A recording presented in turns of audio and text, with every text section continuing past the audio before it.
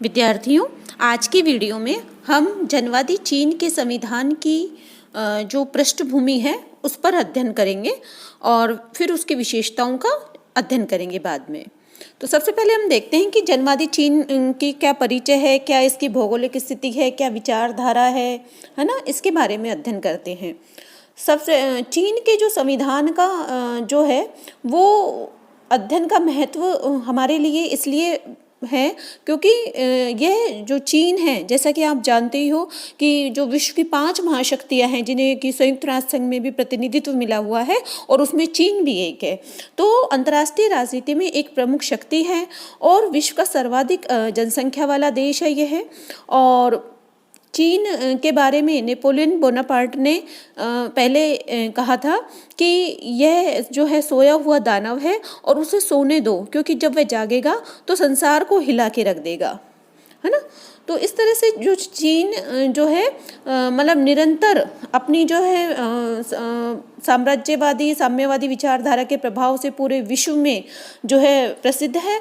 और चीन ही एक एशिया का एकमात्र ऐसा देश है जिसे संयुक्त राष्ट्र की सुरक्षा परिषद की जो है स्थायी सदस्यता प्राप्त है, और इसलिए हमारे लिए चीन का जो है अध्ययन, चीन के संविधान का अध्ययन आवश्यक हो जाता है। चीन जो है वो साम्यवादी व्यवस्था का प्रतीक देश है। जो जनवादी चीन जो है वो इसकी जो संविधान की जो विचारधारा है वो 3 जो है उस पर आधारित है, 3 विचारों पर आधारित है: मार्क्सवाद, लेनिनवाद और माओवाद। मार्क्सवाद क्या है? सर्वप्रथम जो मार्क्स के जो प्रमुख ग्रंथ दास कैपिटल में जो है बताया गया है, क्योंकि कार्ल मार्क्स ने अपने विचार उसमें बताया है, और उसने जो पूंजीवादी व सर्वहारा वर्ग के बीच जो संघर्ष हुआ और उसने पूंजीवाद को समाप्त होकर साम्यवाद की स्थापना की बात कही थी। तो मार्क्स के अनुसार इतिहास का प्रत्येक युग उत्पादन की शक्तियों और आर्थिक संबंधों का उदय होता है, और ये आर्थिक संबंध ही सामाजिक और राजनीतिक संबंधों का निर्धारण करते हैं, है ना। इसी तरह उसने जो है वर्ग संघर्ष की भी बात कही है ना। तो इस तरह से जो इस वर्ग संघर्ष का जो नेतृत्व जो साम्यवाद की स्थापना में परिणित होता है और सर्वहारा वर्ग ही करेगा इसका नेतृत्व। तो इस प्रकार साम्यवाद की स्थापना के लिए क्रांति का प्रथम चरण सर्वहारा वर्ग का अधिनायकत्व है, और मार्क्स की मान्यता है कि सर्वहारा वर्ग के अधिनायकत्व में शोषक वर्ग का अंत होकर वर्गहीन समाज की स्थापना होगी, और वर्गहीन समाज में राज्य की आवश्यकता नहीं होगी, राज्य विलीन हो जाएगा। दूसरी जो विचारधारा है वो लेनिनवाद है ना। रूसी नेता लेनिन ने रूस की विशिष्ट परिस्थितियों को ध्यान में रखकर मार्क्स की विचारधारा को जिस रूप में व्याख्या की उसे लेनिनवाद कहा जाता है। लेकिन लेनिन ने अपनी पुस्तक the state and the revolution में सर्वहारा वर्ग के अधिनायकत्व की विस्तृत व्याख्या की है, और लेनिन ने अपना जो श्रमिक वर्ग के अधिनायकत्व के सिद्धांत में इस बात पर बल दिया है कि उसके अंतर्गत श्रमिकों एवं अन्य शोषित वर्गों के बीच मित्रता होनी चाहिए, लेकिन नेतृत्व श्रमिकों के हाथों में ही होना चाहिए। और इस विचार में साम्यवादी पार्टी समग्र श्रमिक आंदोलनों के बीच में रहती है, वह पद प्रदर्शक तथा नेतृत्व प्रदान करती है जिसकी ऐसे आंदोलनों में आवश्यकता होती है। तो इस तरह से जो दूसरी जो उनका जो चीन के संविधान का जो वैचारिक आधार है वो लेनिनवाद है। लेनिन के विचार में विभिन्न देशों के साम्यवादी दलों के जो संगठन हैं उनके लिए यह आवश्यक था कि ये एक और तो साम्यवाद के विचारों के प्रति दृढ़ निष्ठा बनाए रखें, तथा दूसरी ओर जहां आवश्यक हो वहाँ सब तरह के समझौते करना और पैतरे बदलना सीखें। तीसरी जो विचारधारा है वो है माओवाद, है ना। माओ की राजनीतिक विचारधारा और कार्यपद्धति के निर्माण में 3 मुख्य तत्व हैं। पहला, उसके देशकाल की ऐतिहासिक पृष्ठभूमि, दूसरा सामयिक बौद्धिक प्रवृत्तियाँ, और तीसरा उसका अपना व्यक्तित्व। उसे इस बात का श्रेय दिया जाता है कि उसने चीन की परिस्थितियों के अनुरूप मार्क्सवाद लेनिनवाद के एक विशेष रूप का परिवर्तन किया है। लेनिन तथा स्टालिन की विरासत को स्वीकार करते हुए माओ के चिंतन की अपनी कुछ विशिष्टता है। जैसे लेनिन ने साम्यवादी दल को सर्वहारा वर्ग की इच्छा के साथ जो है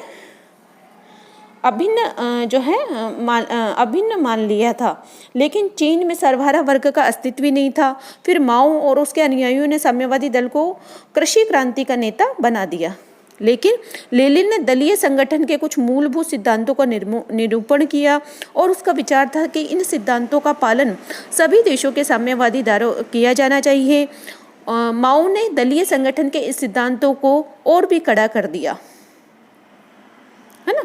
तो माओ का शक्ति का पुजारी था। उसके अनुसार राजनीतिक शक्ति बंदूक की नली से उत्पन्न होती है। बंदूक से कोई भी वस्तु उत्पन्न की जा सकती है। माओ साम्यवाद लाने के लिए, है ना, जो बात बताता है वह है युद्ध की अनिवार्यता और शक्ति। और उन्होंने जो है नवीन लोकतंत्र नामक पुस्तक में यह विचार व्यक्त किया है कि साम्यवाद कभी एक कदम नहीं आ सकता, एक भी कदम नहीं आ सकता, है ना। साम्यवाद से पूर्व एक संक्रमणकालीन जो अवस्था आएगी और यही नवीन लोकतंत्र होगा जिसमें पूंजीवादी और साम्यवादी व्यवस्थाओं का सम्मिश्रण होगा। नवीन लोकतंत्र पूंजीवाद को निरुत्साहित करेगा, साम्यवाद का न्यूनतम कार्यक्रम चलाएगा और इसका लक्ष्य भविष्य में अधिकतम साम्यवादी कार्यक्रम चलाने का होगा। नवीन लोकतंत्र में मिश्रित अर्थव्यवस्था होगी। माओ कट्टर राष्ट्रवादी था और उसके लिए राष्ट्रवाद और आवश्यक बुराई नहीं प्रत्युत प्रामाणिक मूल्य है। माओ का सैन्यवाद तथा साम्राज्यवादी विस्तारवाद लेनिन की शिक्षाओं के सर्वथा विपरीत है। आ रहा है समझ में कि जो मार्क्स के विचारों को लेनिन ने रूस में अपनाया था और वही विचार जो है उनको माओ ने चीन में अपनाया था, लेकिन उनकी मूलभूत विचारधाराओं में अंतर था। माओ जो है शक्ति को और जो है मतलब राजनीतिक शक्ति को सत्ता की नाल से उत्पन्न मानता था, मतलब बंदूक की नाल से उत्पन्न मानता था, जबकि लेनिन ने इस तरह की जो है व्याख्या नहीं की है। तो इस तरह से दोनों ने अधिक अपने अपने जो वैचारिक पृष्ठभूमि के आधार पर जो साम्यवाद का प्रतिपादन किया है।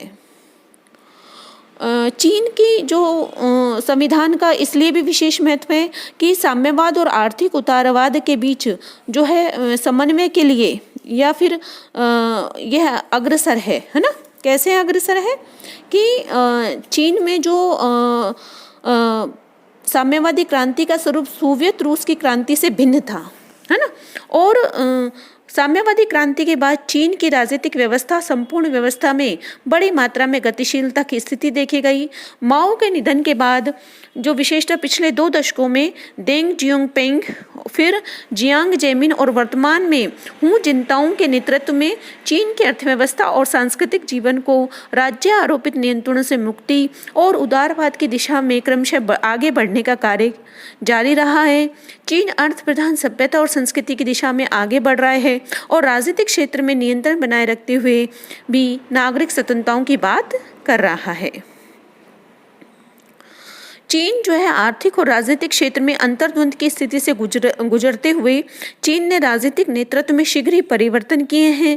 पहले जियांग जेमिन, बाद में हू जिनताओ को नेतृत्व की स्थिति प्राप्त हुई और इस तरह से समस्त विश्व का ध्यान इस बात पर लगा हुआ है कि चीन राजनीतिक क्षेत्र में साम्यवादी धारा और उदारवादी धारा के बीच, आर्थिक क्षेत्र में स्वतंत्र अर्थव्यवस्था और नियंत्रण प्रधान अर्थव्यवस्था के बीच, सांस्कृतिक क्षेत्र में कार्ल मार्क्स, लेनिन और माओ के दर्शन तथा स्वतंत्र एवं खुले आधुनिकतावादी परिवेश के बीच समन्वय स्थापित करने का कार्य किस प्रकार किया जा सकता है।